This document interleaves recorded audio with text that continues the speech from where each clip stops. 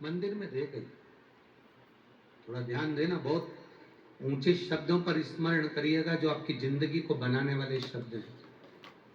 माचिस रह गई। कभी मंदिर में गए हो,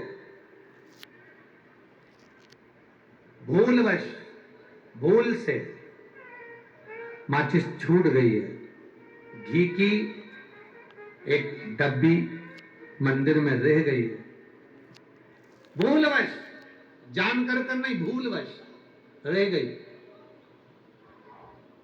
या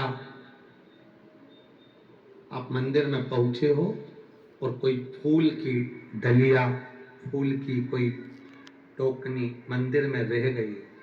प्रयास करना, मंदिर में जाकर झगड़ा नहीं करना कि साहब हमारी माचिस रह गई थी, कोई ने उठाई क्या, कोई ने देखी क्या, मिल नहीं रही।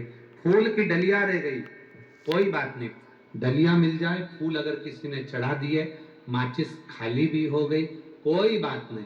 ये विचार करना, मेरे देव अधिदेव महादेव के दरवाजे पर तेरी माचिस की तीली से कितने दीप प्रज्वलित हुए हैं, तो तेरे भाग्य के दीप भी महादेव कहीं ना कहीं प्रज्वलित कर दे।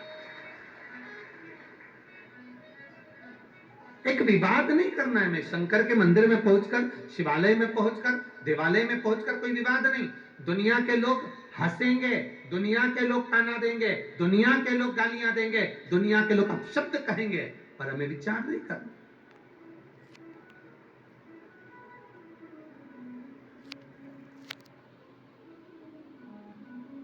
एक पत्र किसी राजगढ़ के एक भाई ने लिखा है, श्रीमती उषा शर्मा, ईश्वर शर्मा, शिवधाम कॉलोनी, राजगढ़, शिक्षक। मोबाइल नंबर ये है, कहीं बैठे हैं तो हाथ हिला सकते हैं, कहीं बैठे हो आप ही हैं, दोनों हाथ हिला दीजिए। श्रीमती उषा शर्मा, ईश्वर शर्मा, शिवधाम कॉलोनी, राजगढ़ से हूं गुरुजी, शिक्षक हूं। पहले तो मैं तिवारी परिवार को और आशीष भैया को धन्यवाद देता हूं, जो कुबेरेश्वर भंडारी की इस पावन कथा को मां जालपा राजगढ़ की पावन धरा पर लेकर आए, उनको साधुवाद देता हूं। गुरुदेव, आप कहते हो कि पंडाल में बैठकर जो मांगते हैं वो बाबा देता है। गुरुदेव, मैं क्या वर्णन करूं। एमपी में 2 साल तक कहीं कथा श्रवण करने का सौभाग्य नहीं मिला। बाबा से क्या वर्णन करूं। टीवी पर सुनते थे और बाबा से कहते थे, बाबा कभी ऐसा भी योग लगाना कि हम पंडाल में बैठ सकें, और ये कथा राजगढ़ में हो गई और कथा सुनने के लिए हम बैठे। कार्यकर्ता, निवेदन है आप लोगों से, पानी के पाउच कोई नहीं फेंकेगा, माताओं के चश्मे टूट जाते हैं, किसी के सिर में लग जाता है। कार्यकर्ता ध्यान दें इन चीजों को। बाबा का मैं क्या बखान करूं गुरुदेव।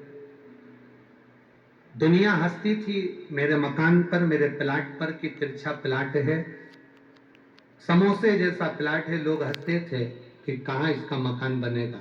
गुरुदेव, मेरा बेटा बड़ी कंपनी में जॉब करता था, पर बीमारी के कारणवश घर आ गया था और उसको हम लोगों ने इंदौर के हॉस्पिटलों में, वेदांता में दिखाया। सीने में दर्द था, डॉक्टर ने उसकी जांच करवाई, रिपोर्टें आई और बहुत से तकलीफें की जिंदगी हम जी रहे थे। गुरुदेव, बेटा डिप्रेशन में पहुंच गया, माइंड, लोग कहते थे ये पागल जैसा हो गया, इसका माइंड काम नहीं करता, लोग हंसते थे गुरुदेव। पर मेरी सहेली,